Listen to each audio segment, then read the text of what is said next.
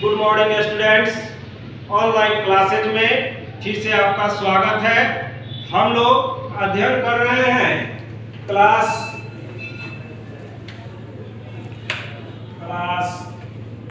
9th का subject civics और lesson है आपका लेसन 4। ये हम लोग आज अध्ययन करेंगे। आज डेट है 19/10/2020।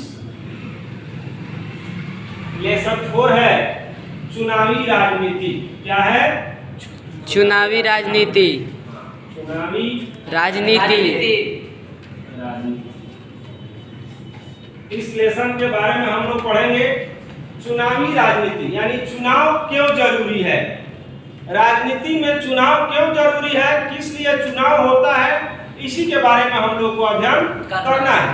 पिछले क्लास में हम लोगों ने पढ़ा था कि लोकतंत्र में जनता जो है किस तरह से अपनी भागीदारी निभाती है, और आज हम लोग पढ़ेंगे कि जो प्रतिनिधि, जिस प्रतिनिधि को यानी हम लोग चुनते हैं, यानी कि जो प्रतिनिधि होते हैं, इन प्रतिनिधियों को जो जन प्रतिनिधि कहलाते हैं, यानी जन प्रतिनिधि, यानी इन प्रतिनिधियों को जनता कैसे चुनती है, ये बात जानना है। तो जनता कैसे चुनती है? जैसे अभी हाल फिलहाल में वर्तमान समय में बिहार में चुनाव हो रहा है। बिहार में चुनाव हो रहा है। ये बिहार में कौन सा चुनाव हो रहा है? विधानसभा का चुनाव हो रहा है। Very good. विधानसभा का चुनाव हो रहा है। पूरे बिहार में विधानसभा का कितना सीट है? 243 है। Very good. 243 सीटों पर विभिन्न पार्टियों के उम्मीदवार खड़े हुए हैं। ठीक है, तो ये उम्मीदवार जो है बहुत से पार्टी है बिहार में।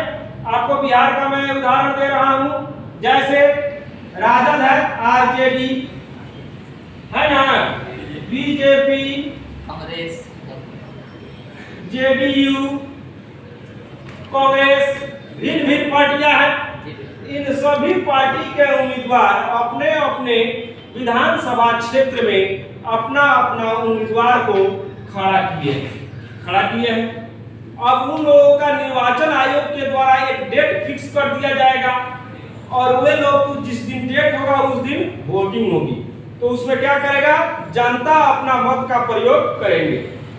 तो जनता जो है वोट देने जाएगी, और वो जनता ईवीएम मशीन पर क्या करेगी? बटन को दबाएगी।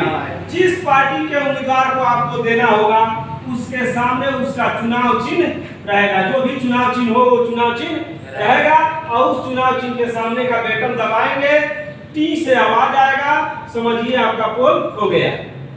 तो इस तरह से वोटिंग करेंगे और अपना जन प्रतिनिधि को चुन करके हम लोग कहाँ भेजेंगे? विधानसभा में भेजेंगे।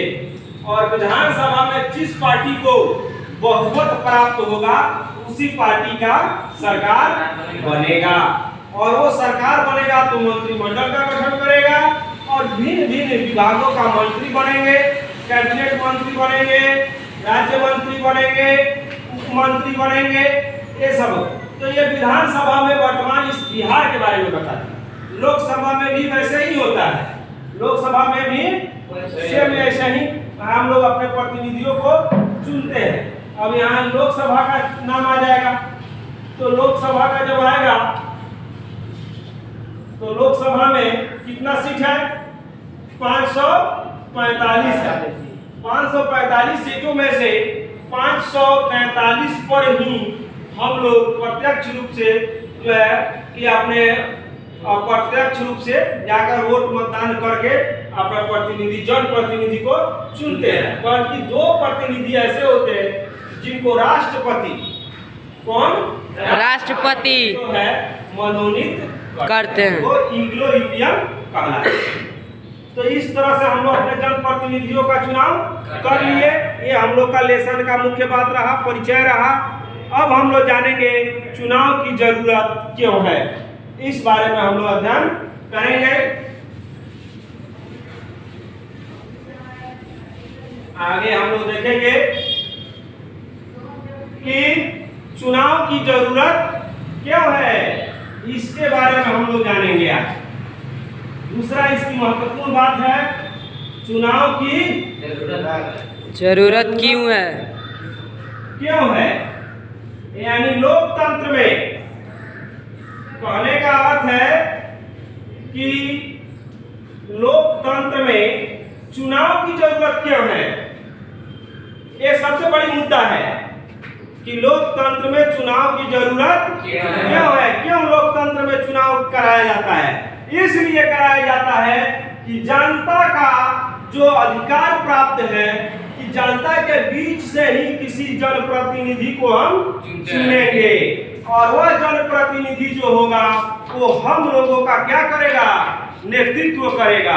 यानी जनता के बातों को सरकार तक पहुंचाएगा और सरकार की बातों को हम तक पहुंचाएगा, यानी सेतु का काम करेगा। इसलिए हम लोग क्या करते हैं, चुनाव करते हैं। इसीलिए कहा गया है लोकतंत्र में एक सबसे बड़ी बात है कि चुनाव नहीं तो लोकतंत्र नहीं। यह नारा है, लोकतंत्र का सबसे बड़ा नारा है कि चुनाव नहीं तो लोकतंत्र नहीं। यदि चुनाव नहीं होता है, किसी भी पार्टी से किसी भी तरह से चुनाव नहीं होता है, तो वह क्या है, लोकतंत्र नहीं है। उसे हम लोग सही लोकतंत्र नहीं कह सकते। इसलिए यह नारा दिया गया है कि चुनाव नहीं तो लोकतंत्र नहीं। इसलिए लोकतंत्र को चलाने के लिए चुनाव की अति आवश्यक है। और चुनाव जब होगा, जो प्रतिनिधि चुना जाएगा वो किसी न किसी राजनीतिक दल का होगा। इसलिए राजनीतिक दल को लोकतंत्र का प्राण कहा जाता है। राजनीतिक तंत्र को क्या कहा जाता है? लोकतंत्र का प्राण कहा जाता है। प्राण कहा जाता है क्योंकि राजनीतिक दल नहीं है तो फिर लोकतंत्र नहीं है, और चुनाव नहीं है तो फिर लोकतंत्र नहीं है। तो ये आपका ये चुनाव की जरूरत क्यों है टॉपिक हो गया। ये आगे अब हम लोग देखेंगे चुनाव को लोकतांत्रिक बनाने के आधार। यानी चुनाव को जो चुनाव है इसी पॉइंट पर अगला पॉइंट दे दिया है कि लोकतांत्रिक बनाने के आधार। क्या आधार है, किस आधार पर, यानी किस आधार पर हम कहते हैं कि लोकतंत्र है। ये बात जो हम लोग कहते हैं कि लोकतंत्र है तो किस आधार पर है? इस आधार पर है कि जनता जो है कि अपना प्रतिनिधि चुनती है, या हर 5 साल पर जो है कि जनता अपना प्रतिनिधि का चुनाव करती है। अगर लोकतंत्र नहीं होता तो चुनाव नहीं होता, और वहाँ पर राजतंत्र होता। राजा का बेटा ही राजा बनेगा, उसका बेटा राजा बनेगा। ये परंपरा चला आ रहा है, लेकिन इस परंपरा को लोकतंत्र में नहीं निभाना है। लोकतंत्र वैसा होना चाहिए जहाँ प्रत्येक 5 वर्ष पर जनता अपने प्रतिनिधियों का चुनाव करे, उसी को लोकतंत्र कहेंगे। यही आधार है लोकतंत्र का, मेन स्तंभ है।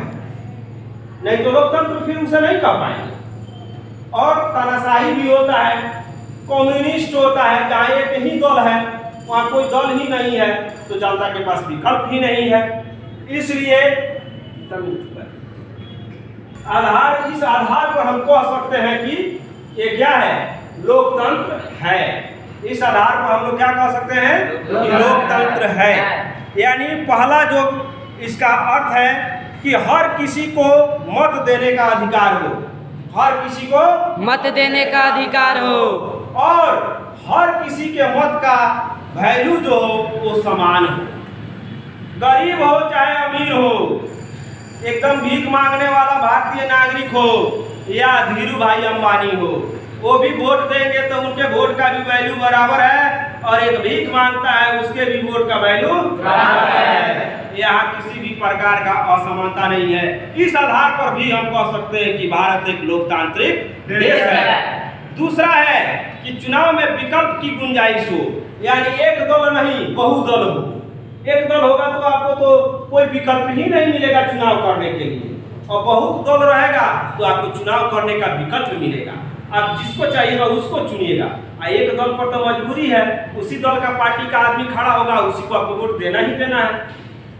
ये संवैधानिक अधिकार है। लेकिन बहुदलीय में आपको विकल्प मिलता है, सोच समझ कर आप वोट कर सकते हैं। तीसरा है कि चुनाव का अवसर, यानी चुनाव का अवसर जो है नियमित अंतराल पर मिले, हर 5 साल पर नियमित रूप से चुनाव हो। इस आधार पर भी हम कह सकते हैं कि भारत क्या है, लोकतांत्रिक देश है। चौथा कारण, लोग जिसे चाहे वास्तव में उसी का चुनाव करें, उसमें कोई गड़बड़ी नहीं हो। लोकतंत्र को कलंकित नहीं करना है। कलंकित कब होता है, जब छापा मारता है लोग, अपराधियों के द्वारा गैर आदमी को वोट कर दिया जाता है, ईवीएम मशीन पर जाकर बटन दबा देगा ज्यादा, दूसरे के नाम पर वोट दे देगा, गलत अपराधी चुना जाएगा, वो तो लोकतंत्र कलंकित हो गया। लोकतंत्र को बचाना है तो ये सारी शर्तों को मानना आवश्यक है। और पांचवा और अंतिम कारण है कि चुनाव स्वतंत्र और निष्पक्ष होना चाहिए, किसी भी प्रकार का भेदभाव नहीं होना चाहिए। हर तरह से चुनाव जो है कि एकदम भेदभाव से रहित, एकदम निष्पक्ष ढंग से, पक्षपात नहीं हो, जात पात का भेदभाव नहीं हो, रंग भेद नहीं हो, ऊंच नीच गरीब अमीर का भेदभाव नहीं हो, एकदम निष्पक्ष तरीका से चुनाव हो, तो ये भी लोकतांत्रिक बनाने का आधार है। तो आज के लिए बस इतना ही। नेक्स्ट हम लोग इसके अगले पॉइंट के बारे में अगले क्लास में जानकारी प्राप्त करेंगे। तब तक के लिए आप सभी को धन्यवाद।